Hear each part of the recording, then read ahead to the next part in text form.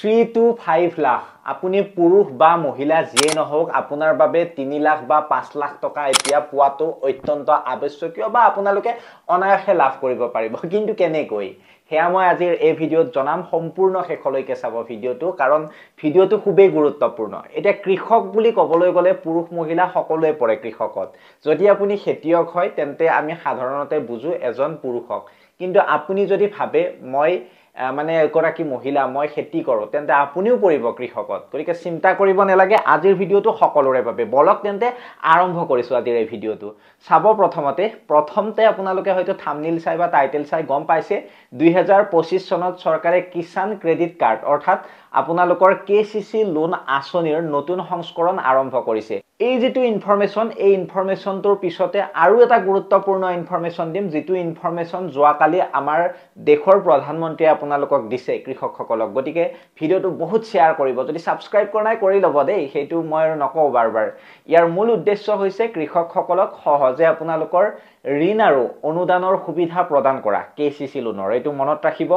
আৰু যিসকল কৃষকে এতিয়ালৈ কেচিচি কাৰ্ড বনোৱা নাই বা আগৰ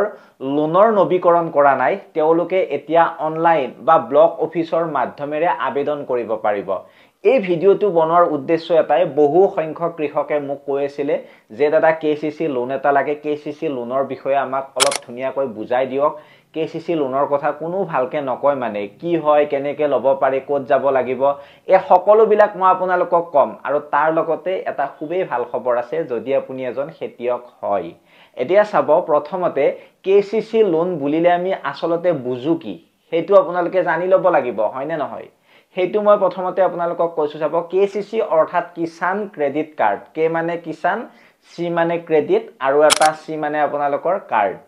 এই কিষাণ ক্ৰেডিট কাৰ্ড হৈছে কৃষকসকলৰ বাবে বিশেষ ঋণ আঁচনি যাৰ মাধ্যমেৰে কৃষকসকলে কৃষি কাৰ্যৰ বাবে সহলীয়া ধনৰ যোগান পায় এটো মনত ৰাখিব চৰকাৰে এই আঁচনিৰ তলত 7% বেছি নোহোৱা সুদে লোনে দিয়ে আৰু আপোনালোকক সময়মতে ধন উভতাই দিলে 3% পৰ্যন্ত সুদৰ আপোনালোকক ৰেহাই দিয়ে অৰ্থাৎ ইন্টাৰেষ্ট সাবসিডি কমাই দিয়ে এতিয়া নিশ্চয় আপোনালোকে বুজি পালে কেচিচি লোনৰ সুবিধা কি বা কেচিচি লোন কি হয় ভূমি ধাৰক কৃষক তাৰ পিছত পশুপালন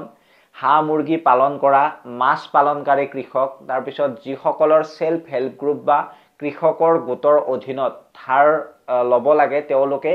এই আঁচনিটোৰ জৰিয়তে মানে লোন লব পাৰে এটো মনত ৰাখিব আৰু যোগ্যতাৰ কিছুমান শৰ্ত থাকে এই আঁচনিটোৰ ক্ষেত্ৰত আবেদনকাৰীৰ বয়সৰ সীমা 18 ৰ পৰা 75 বছৰৰ ভিতৰত হ'ব লাগে হেতু মনত ৰাখিব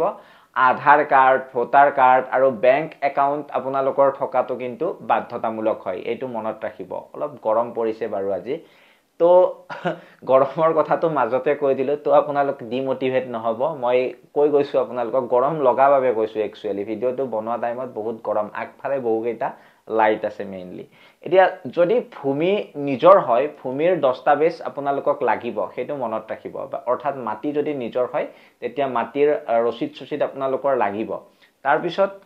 ভাৰতীয় বা কৃষকৰ ক্ষেত্ৰত ভূমি মালিকৰ অনুমতিৰ প্ৰয়োজন হ'ব বা এগ্ৰিমেন্ট আপোনালোকৰ লাগিব যিখিনি ঠাইত খেতি কৰে সেই খেতিটোৰ মালিকৰ এগ্ৰিমেন্টটো আপুনি দেখুৱাব লাগিব কিমান টকা আপুনি ধাৰ পাব হেতু মই আপোনালোকক আৰম্ভণিতে মই এতিয়া কৈ দিছো চাব 50,000 ৰ পৰা 3 লাখ টকা লৈকে আপোনালোকে লোন পাব এটো মনত ৰাখিব আৰু যদি গুগলত সাৰ্চ কৰি চাই তেতিয়া আপোনালোকে প্ৰায় 5 লাখ মানলৈকে পায় বুলি কয় আৰু যিসকলে সঠিক সময়ত ধন উভতাই দিব তেওঁলোকক 3% সাবসিডি চৰকাৰে দিয়ে অৰ্থাৎ কেৱল 4% আপোনালোকে সুদ দিব লাগে 3% যদি আপোনালোকে সাবসিডিয়ে পায় এফালে 4% আপোনালোকে সুদ দিলে আপোনালোকৰ হৈ যায় গতিকে লোনৰ আপোনালোকৰ সাধাৰণতে 5 বছৰ হয় এই লোনটো আৰু প্ৰতি বছৰে নৱীকৰণ আপোনালোকে কৰিব পাৰিব এই লোনটোৰ যদি আপোনালোকে লয় কেচিচি লোন যদি লয় আৰু কোনোবাই যদি লৈ থৈছে কমেন্ট সেকশনত কমেন্ট কৰিব আৰু যদি কোনোবাই লব বিচাৰি আছে তেন্তে কমেন্ট কৰিবলৈ নেপাহৰিব আৰু আপোনাৰ জিল্লাখন জনাব কোনখন জিল্লাৰ পৰা চাই আছে আসলতে ইয়াত যেহেতু মই আপোনালোকক সত্যটো জনাও সদায় সত্যটো জনাব চেষ্টা কৰো সদায় মানে যেটো হসা হয় হেতুহে মই আপোনালোকক জনাও কিছুমানৰ দৰে কিছুমান ইউটিউবাৰ আছে ভিউজৰ নামত জিটি বকি থাকে তো তেনেকুৱা নহয় যেটো আপোনালোকৰ হসা হেতুহে ইয়াত জানিব পাৰিব গতিকে এতিয়া বহুতে সুধিব যে কেনেকৈ আবেদন কৰিম প্ৰথমতে নিজা বেংকত অৰ্থাৎ যি বেংক আছে আপোনাৰ SBI, আসাম গ্ৰামীণ বিকাশ বেংক বা পাঞ্জাব নেশ্যনেল বেংক ইত্যাদি বুলি ক'লো মই বহুতৰে বহুত বেংকত থাকিব তাৰ পৰা আপুনি ফৰ্ম ল'ব লাগিব ফৰ্ম লৈ আপোনালোকে pmkisan.gov.in ৱেবছাইটৰ মাধ্যমেৰে আপোনালোকে অনলাইন আবেদন কৰিব পাৰিব এইটো মনত ৰাখিব তাৰ পিছত ফৰ্মত নাম আধাৰ ভূমিৰ তথ্য বেংক একাউণ্ট নম্বৰ লিখি এটাচ কৰিব লাগিব সম্পূৰ্ণ হলে বেংকত আপোনালোকে মানে এই যেটো পদ্ধতি আপোনালোকে অনলাইনত আপলোড কৰিব ফৰ্মখন লৈ আপলোড কৰাৰ পিছত সম্পূৰ্ণ যেতিয়া হ'ব বেংকে যেতিয়া আপোনাৰ গোটেইখিনি ডিটেইলছ চাব চালি জাৰি তেতিয়া বেংকৰ ফালৰ পৰা আপোনাক ফোন কৰিব আৰু ফোন কৰি আপোনালোকৰ কাৰ্ড এখন ইস্যু কৰি দিব বেংকৰ তৰফৰ পৰা আৰু কাৰ্ড ইস্যু হোৱাৰ লগে লগে আপোনাৰ আৰু চিন্তা নাই গতিকে KCC লোনৰ মুখ্য সুবিধাটো হৈছে কৃষি কাজৰ বাবে আপোনালোকে ধনৰ নিশ্চয়তা আপোনালোকৰ থাকে তাৰ পিছত কম সুদ আৰু সময়মতে উভতাই দিলে আপোনালোকৰ সাবসিডিটো মানে পায় তাৰ পিছত ফাৰ্মিং ইকুইপমেন্ট পশুপালন বা আপোনালোকৰ মাছ খাচৰ বাবে ব্যৱহাৰ কৰিব পাৰে আপোনালোকে এইবিলাক আৰু এই আঁচনিটোৰ যোগেৰে কৃষকৰ আত্মনিৰ্ভৰতা আৰু উৎপাদন বৃদ্ধি হয় এটো কথা মনত ৰাখিব যদি আপুনি এজন কৃষক হয় যদি আপুনি লৈ থৈছে এই লোনটো আপুনি নিশ্চয় গম পাব আৰু যিখিনিয়ে লোৱা নাই সেইখিনিক আপোনালোকে উৎসাহিত কৰিব পাৰিব আৰু চৰকাৰে নতুন ঘোষণা এতিয়া কি কৰিছে 2025 চনত যিসকল কৃষকে PM কিষাণ আঁচনিৰ অধীনত নাম দিছে তেওঁলোকে অটোমেটিক KCC লিংকেজ পাব বুজিছে অটোমেটিক মানে KCC কাৰ্ডখনৰ লিংক পাব অৰ্থাৎ আপোনালোকৰ PM কিষাণৰ তথ্যৰ ভিত্তিত KCCৰ আবেদন স্বয়ংক্ৰিয়ভাৱে সক্ৰিয় হ'ব বুলি এতিয়া উল্লেখ কৰিছে গতিকে আপোনালোকে নিশ্চয় বুজিলে KCC লোনৰ কথাটো বা KCC কাৰ্ডৰ কথাটো এই কৃষকসকলৰ বাবে এই KCC আঁচনিখন হৈছে এক সুবৰ্ণ সুযোগ বহুতে সুধি আছিল বহুতে মানে কৈ আছিল কমেন্ট সেকশনত ফোনত হোৱাটসএপত কৈ আছিল সেইভাবে এই ভিডিওটো বনালো আপোনালোকৰ ডিমান্ড হয় গতিকে স্পষ্টভাৱে মই নিশ্চয় আপোনালোকক বুজাব পাৰিছো যদি কিবা ইয়াত বুজি নাপালে কমেন্টত কমেন্ট কৰিব আৰু কম সুদ সাবসিডি আৰু অনলাইন আবেদন সকলো আজিকালি সুবিধা আছে বা একেলগে আপোনালোকে কৰিব পাৰে হে যিসকল কৃষকে এতিয়া আবেদন কৰা নাই আজিয়ে নিজৰ বেংক বা ব্লক অফিসত গৈ KCC ফৰ্ম আপোনালোকে জমা দিয়ক অনলাইনো পাৰে অফলাইনো পাৰে গতিকে যত সুবিধা হয় আপোনালোকে সেইটো কাম কৰক আৰু এতিয়া দ্বিতীয়টো গুৰুত্বপূৰ্ণ ইনফৰমেশনলৈ আহিছো ধন ধান্য যোজনা আৰু দাইল আত্মনিৰ্ভৰশীলতা অভিযান মুকলি কৰিছে প্ৰধানমন্ত্ৰী মোদীয়ে